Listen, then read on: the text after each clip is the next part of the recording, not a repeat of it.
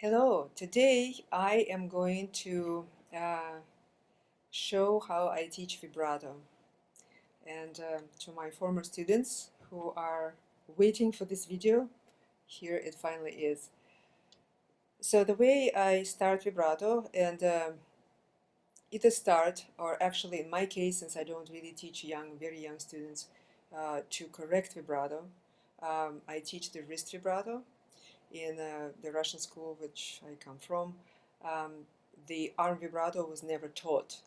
Arm vibrato is really not the best type of vibrato to have, as it gets either too heavy and slow and or too fast. It responds to the nerves much more so than the wrist vibrato, and it's not very controllable, and also people tend to get just very tired vibrating. So we're looking for vibrato that is manageable, that is easily controlled, that can be done slower, faster, variations of vibrato. Of course, the arm obviously is still involved in the wrist vibrato, because even when we make the distinction between wrist and arm vibrato, meaning forearm vibrato, of course, still, let's face it, the wrist is not moving by itself. The muscles still go, and ligaments and muscles still go all the way into this arm, forearm, and then the upper arm, and into our back, and all of this is connected. So there is really no such thing as purely wrist vibrato. Obviously, forearm is involved somehow. But we, for our purposes, concentrate really on the movement of the wrist. And the way I start restructuring vibrato or teaching it all new is to go first from what I call a knocking motion, which I know many teachers also do. For instance, I would say, well, imagine how you knock at the door, just with the wrist. You come and you just do this motion, tuck, tuck, tuck, tuck, tuck. And a lot of times I will use a music stand, which you can't see right now, but something that is just a wall or music stand. And so you do several of these motions. I can show it right here. As you can see, that knocking motion, I don't do a movement, obviously, this way. Nobody thinks about that. It's a natural motion that happens. We can invert the hand and knock this way a couple times. Okay, so that's pretty much vibrato as in a nutshell, really. So then we have to transfer that movement that already is in our hand, it exists in our hand, to the violin. And that's a little bit trickier, but not too much if taken into small steps. So first I would actually transfer the knocking. I would go into higher position. I would not ever teach vibrato in the lower positions. Why? Because when the student is by himself or herself, it's very hard to feel whether you are actually moving your arm or not doing anything.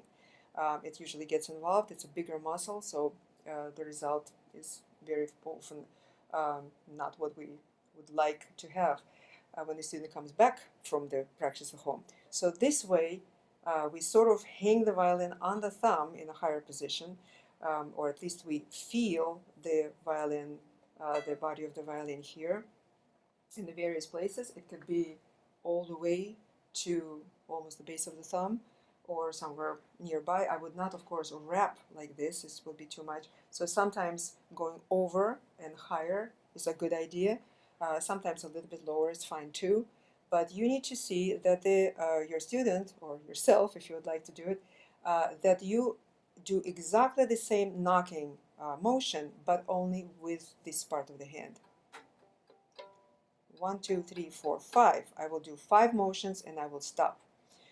Stopping is important. Let our brain to be able to comprehend what's going on. So again, 1, 2, 3, 4, 5, and then I would also do the reverse, that knocking. So 1, 2, 3, 4, 5. With some people, it's easier to feel the forward motion, and some people are better in feeling the backward motion. In fact, in vibrato, there are 2 motions. And again, here I would really stand by the Russian school method, and not method ever, actually the Russian school thinking, which, by the way, recently has been approved and confirmed by the research. And the research showed that no, nobody really vibrates from the note up or from the note down or below the note. Actually, any good vibrato involves going around the stem, which is your note. So having both movements involved is very important. Not only the backward down motion and or not only the upward motion, of course. But when we start, we have to start with one or the other or both. So we go to the knocking. I would stay on that stage, with especially with the younger students, sometimes with the older student, for a long time, maybe a week, 2 weeks, maybe even 3 weeks, until we see that this movement is very free, that nothing gets tied anywhere in here in the wrist, and that people don't do anything of this nature, which will be like going 1 2 1 2 1 2. There's no 1 2. There's one oscillation at a time, and that oscillation counts as one unit. 1 2 3 4 5. It's going and returning, or 1 2 3 4 5. Okay. After that, after it's clear that this is it's tuk, this is the hardest part. The hardest part is to transfer the up and down knocking motion to the sliding motion, and that's when a lot of people take more time. Again, when we transfer it, I ask my students to feel exactly the same way as you were doing this. Now you will be going it in a slightly different direction. So the finger could be either placed in between the strings very lightly, or on the top of one string, whichever, doesn't matter. D sometimes A, usually one of those middle two, and just transfer the movement. So again, we're touching here, we're not leaving, we don't go out of the violin, and we don't get completely glued to the side of the violin either. So that's the moment. Again, I will do 5, 1 2 3 4 5. Now I started backwards, and now I will start forward, 2 3 4 5. Okay, and we do it with a little bit of stops. Stop. Now I would alternate up and down, for instance, or maybe I will just do something that is more comfortable for me at the time. So once this is placed, and once you know for sure that your student is not doing, or you yourself are not doing, any kind of angular motions, that everything is flowing and it doesn't cause any discomfort anywhere, you can add the bow. And usually this happens to be harmonic, which is very useful with the D or A. Let's say I'm on D string right now, so I will start and the bow will go, and my rhythm that by now I have accomplished 1 2 3 4 5. Now I think, oh, those are going to be my 8 notes. So 1 2 3 4 becomes. Now at this point I will try it. The bow will move all the time. The left hand will start and stop. And, oh, important thing, it will slide. The finger will not press the string at all. It will be very lightly touching on the harmonic and just slide whatever it needs to slide. So this is starting to forward, this is starting backward. Whichever way you do it, you will go back and forth anyway. So once that has been established, again, the bow goes in 4, doesn't stop anywhere. Vibrato starts, what will eventually be vibrato, starts in the beginning of the bow, which is very important, since so many people delay vibrato for technical reasons. And then it's important, next part is to put it to the metronome. And here it's very important is to catch the speed of your motion. For instance, my motion is da da da da da, so I will go to the metronome and I will try to catch that speed. And I happen to be, it looks like around 96 right now. In fact, no, it feels a little slow, so I will go up, and I am right now.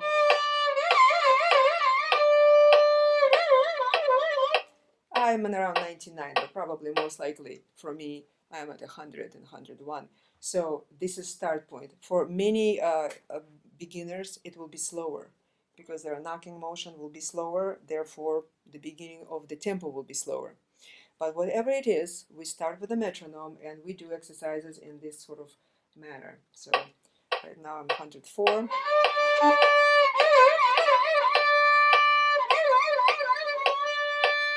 2 3 4 5, and then stop, and so on. So you do it for, I don't know, 30 seconds. I don't want to do it more than a minute because I think it will be too much. It's an overload of that kind of strange sound, very slidey, although it's very light. We keep advancing the metronome up. So we go from 104 to 106, let's say. The goal is not to feel the difference, not to feel that it's actually accelerating. So you do whatever little acceleration during one day, again from 104 to probably 112, you won't notice much difference. If the movement is correct, you just keep going. But I would stop there. Next day I will start a little bit under that tempo.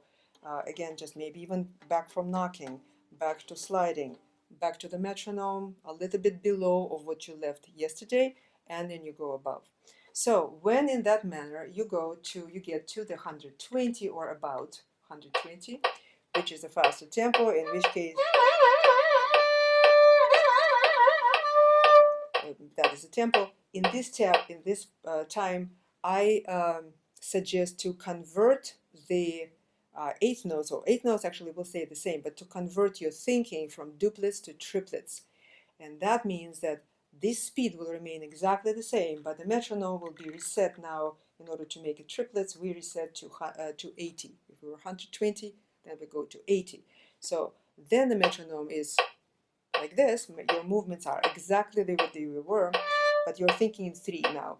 1, 2, 3, 1, 2, 3, 1, 2.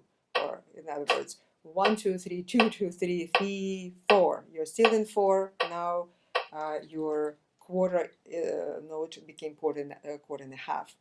Okay, so here it will go in 3.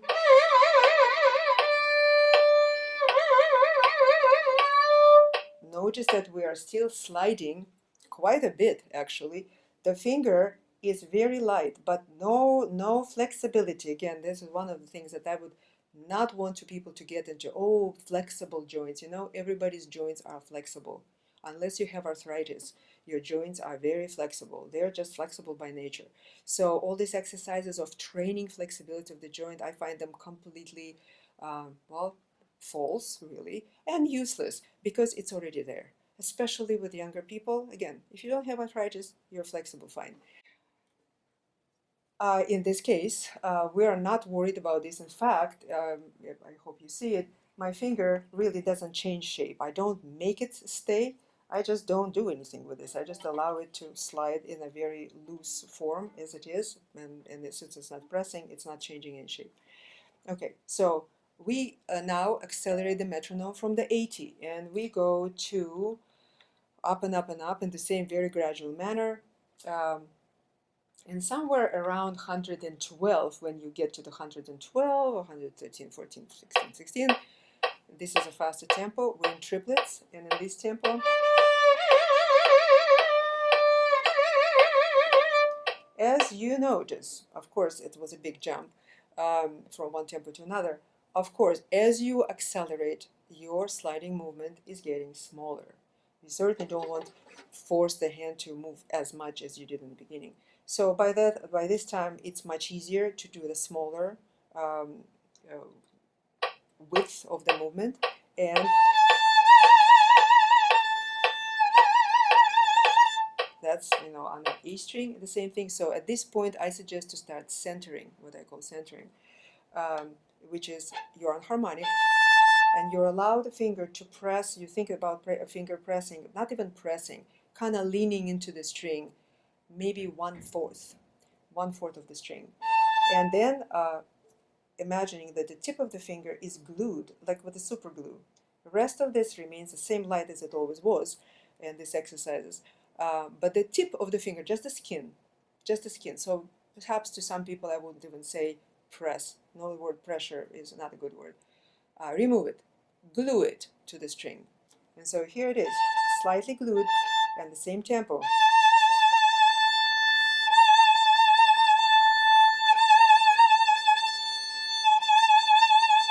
We are still in the same tempo. We hear the triplets, subdivision in triplets.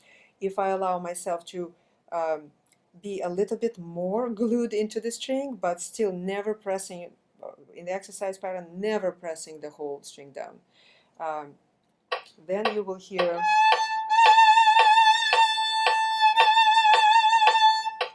a little bit, actually a lot of vibrato motions. And you can distinguish still the wah, wah, wah, wah, wah, wah, wah, as I call them, the oscillations. And from that tempo, you can go again higher. So as you progress, again, very gradually, from 112 I will borrow conservatively each 113, 114, 115, and so forth. Just be on the safe side. Meanwhile, another question, when do you start using other fingers? That is very individual. You can try to add third finger to the exercise pretty early on. I would say when you're still in duplets somewhere, to do this third, you can try to use the first and fourth.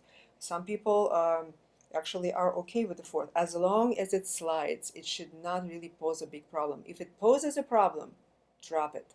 Just let your hand get used to the sensation and the feeling and the sound when you're doing it with the bow of just one or two fingers, and then the rest will slowly be processed by the brain, and we will be able to do it. But the idea of the fourth finger is the same. I would suggest to not go lower and not go for that harmonic, because then the position is lower, but probably just go and do it on E string without going for harmonic. So it will be, this E string is so light, it is so thin that the sound will be there, except they only holding it.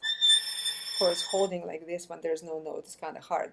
So I do leave the fourth finger for a little bit longer out of the equation, and just as the first three fingers, and then the fourth comes along. Also, of course, then we do go down the positions, and by that, and up, of course, too.